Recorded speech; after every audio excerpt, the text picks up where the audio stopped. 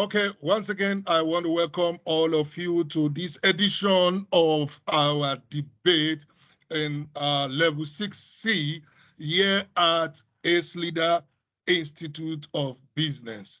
And we have group one, we have Mr. Seng Sakda and Ms. Prom Soria.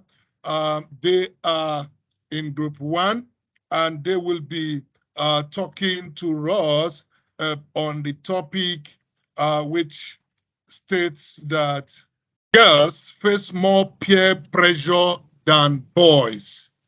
Girls face more peer pressure than boys. And Sangsakda and Prom Soria will be speaking for. And they will be competing against Sandos Chantu and Futi.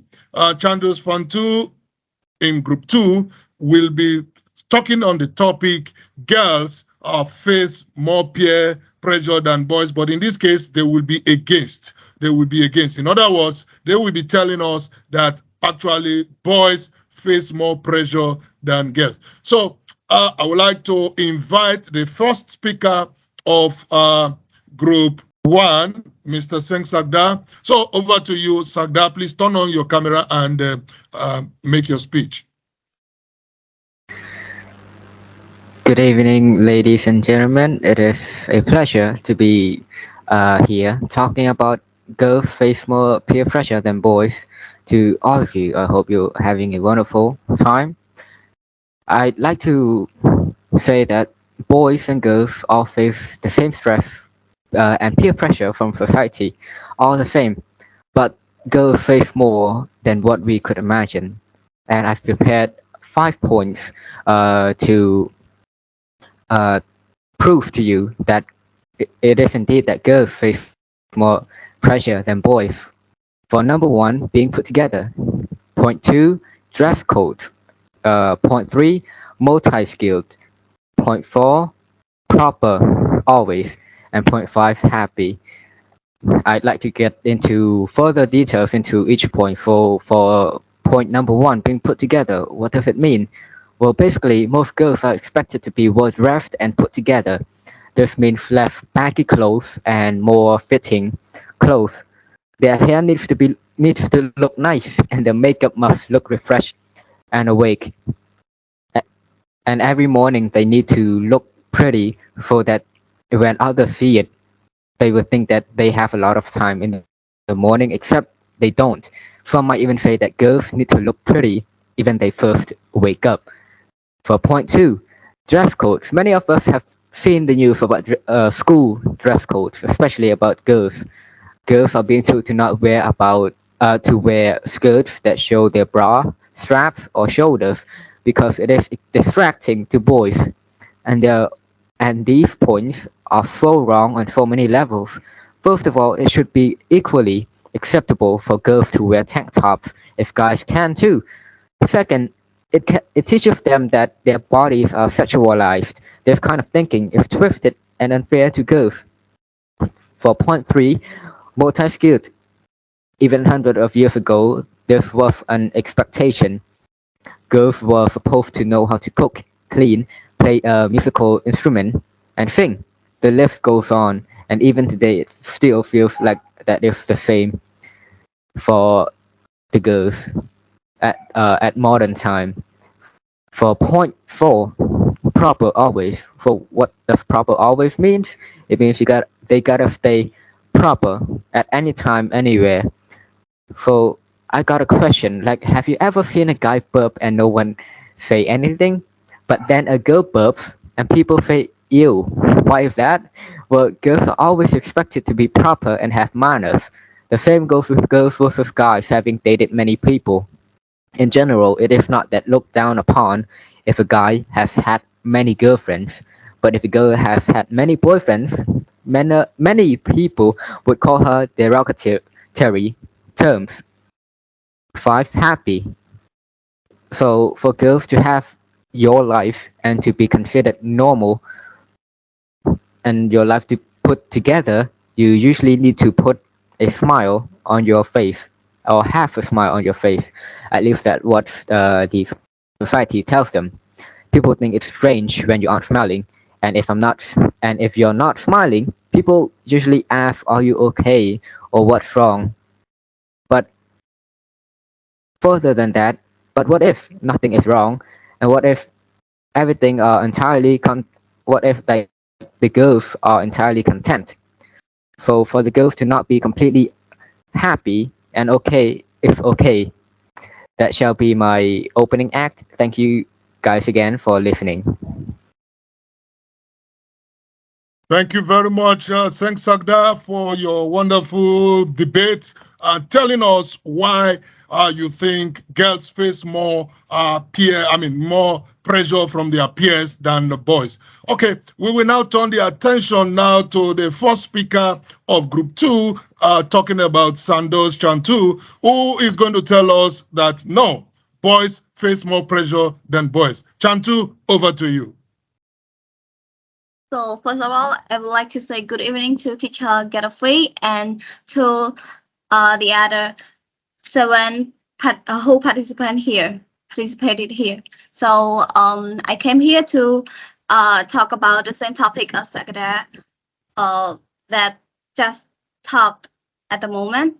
So I partly agree with that, but as I also saw in many studies show this that 32% of girls felt pressure about their body image versus 19% of boys feeling pressure. Also, 24% of girls versus 17% of boys felt peer pressure to do better in tests and school. But even though the studies show that girls face more peer pressure than boys, I don't think I agree with the research as what I see in the real society nowadays. So there is no way girls experience more peer pressure than boys. They do experience some, but not on the level of boys. Boys are pressured into fighting just to be cool, being bullied to the point where they sometimes have to join gangs just to be cool with someone. Boys can sometimes be pressured to shoot guns, do major stunts, harm themselves or others, etc. Boys are culturally conditioned to torture each other until they become tough enough to become the type of tough guy nobody will think to mess with.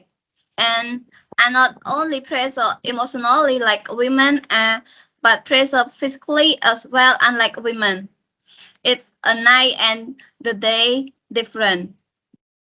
So when you look at how dumb certain guys are for doing done had things, joining gangs or doing some other crazy stuff that you, if you are a woman, would never imagine doing, then understand it's because you have the cultural luxury of not being pressured into such things. Girls are mostly pressured to look cute and be feminine, which doesn't require that much in comparison.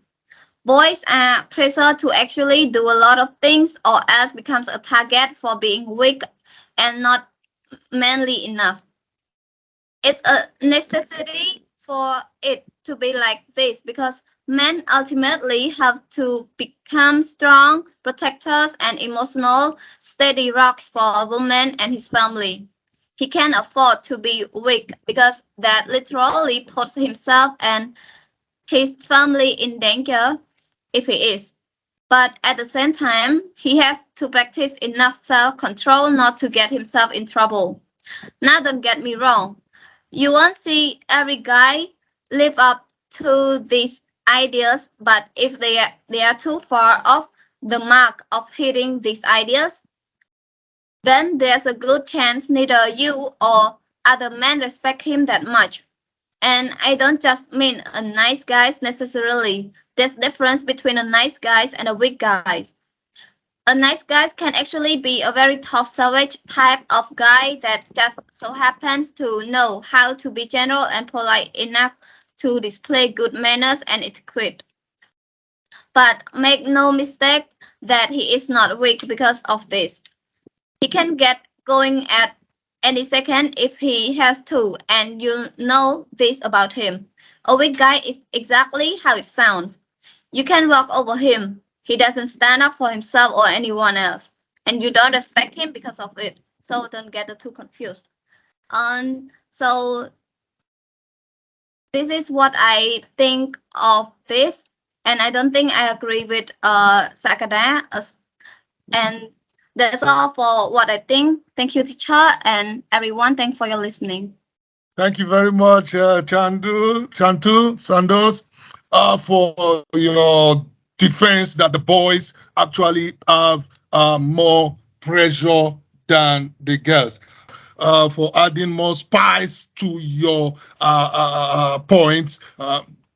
Once again, trying to convince us that actually boys have more pressure than girls. Well, listeners, I'm sure you have really enjoyed this presentation from Group 1 and Group 2. I want to say good congratulations and many thanks to Seng Sagda and Prom Soria for their points. And also want to say thank you to Sandos Chantu and you, Vuti, for being part of the programs. Well, this program will still continue after a short break where we will invite the participants in Group 3 and Group 4 to come head to head and make their presentation. We'll take a short break, and when we come back, we will continue with this debate. Thank you very much.